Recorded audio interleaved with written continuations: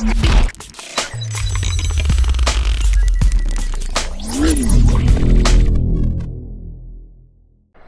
guys, how it going? This is Yara Spark. We're back here on Elite Dangerous on another shipbuilding guide. Today I'm here with the Challenger. This is a combat build guide.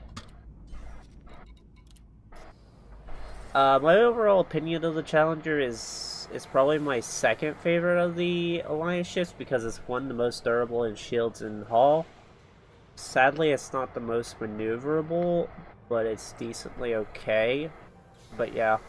I did originally have multi-cannons on this, but I pulled them off, and I originally had my frag cannons on my Crusader, but I felt like they weren't best used on that ship, so I decided to put them on the Challenger and just push the DPS because I could. You guys can run whatever weapons you want on this, by the way, but this is just what I'm doing because I can, and this is what I had available, and I was cleaning my storage modules because I had a shit ton of crap slinging around, so I was like, I need to put these weapons somewhere, so let's just put them on this. So yeah, I got these guys as... I'm pretty sure... Yeah, this is his, like... Okay. The 3C Fragment Cannon has Overcharge 5 with Incendiary rounds. This one has Overcharge 5 with Drag Munitions to slow down FDLs and other fast little ships and other Alliance ships, because that's where they specialize in their stuff is maneuver, and you kind of have to put them on your scale. Sometimes that's what you got to do.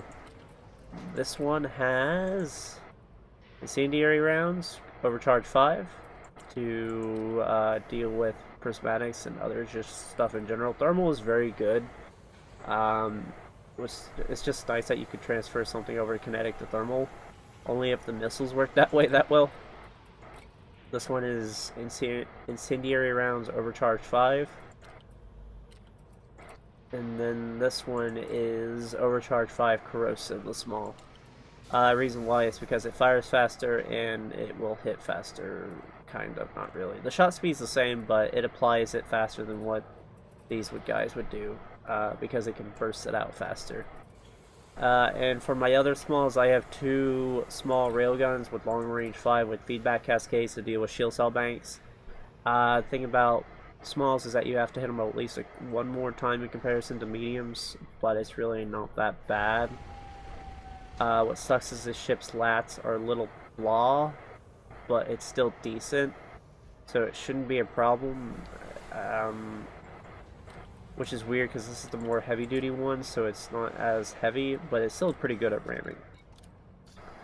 For the utility mounts, it basically follows the same as other Alliance ships. Basically, 2 resistant augmented with force blocks, resistant augmented 5 with force block, and then I have 1 with heavy duty supercapacitors. You can have it as force block, I just have mine as supercapacitors because I just wanted to push the shield strength a little bit higher.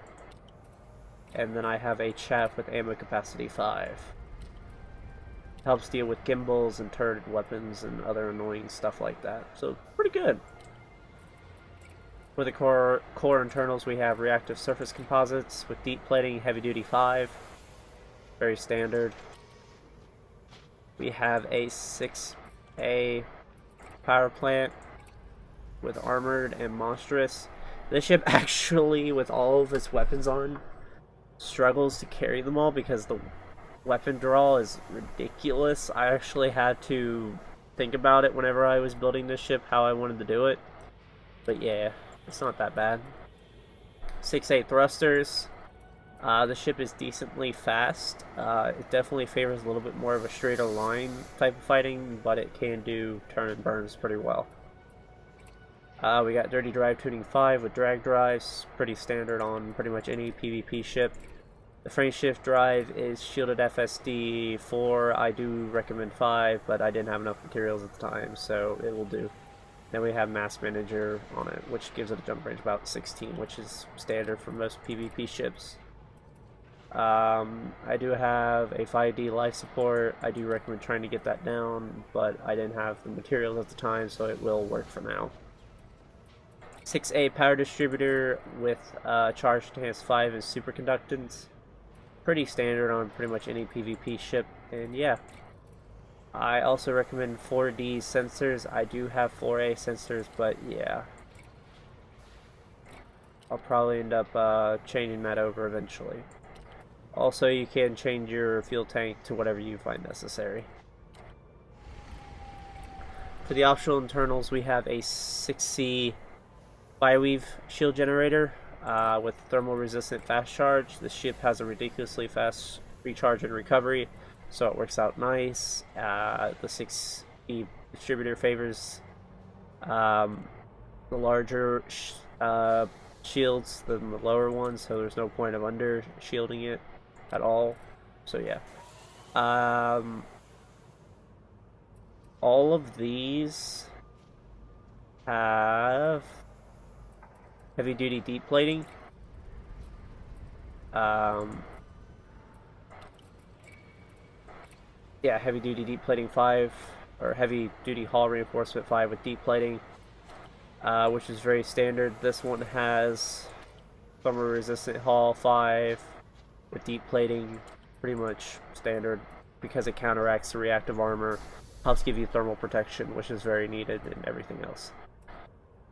I do run a Guardian module reinforcement package. You can just use a normal MRP if you want. I personally run it also an auto field maintenance kit, because since this ship tanks a little bit longer than most, the canopy can get a little weak, so I find it necessary to repair. But you can just shove a Guardian module reinforcement package on if you feel it necessary. They don't add weight or anything, they just take power. So if you're not able to squeeze the power out, then you can just do it that way too. But yeah, that covers it for the Alliance Challenger, guys. As I said, my overall opinion of this ship, it's probably my second favorite of the Alliance ships. I also don't recall the internals of this ship having green, but I could be wrong. It could have just been a Chapter 4 update. But hey, please tell me down below what you think of the Challenger. I'd like to hear some discussions of what you guys use yours for. I don't see this ship as much as I do the Chieftain. The Chieftain seems to be the popular of the Alliance ships, which is kind of disappointing. I hear this ship is a very good 1v1 ship, but I have yet to see it actually use that much. But yeah, I think I already told you guys. Leave a like, subscribe, enjoy the video. Yeah, and until then, guys, I'll catch you on the next one. See ya.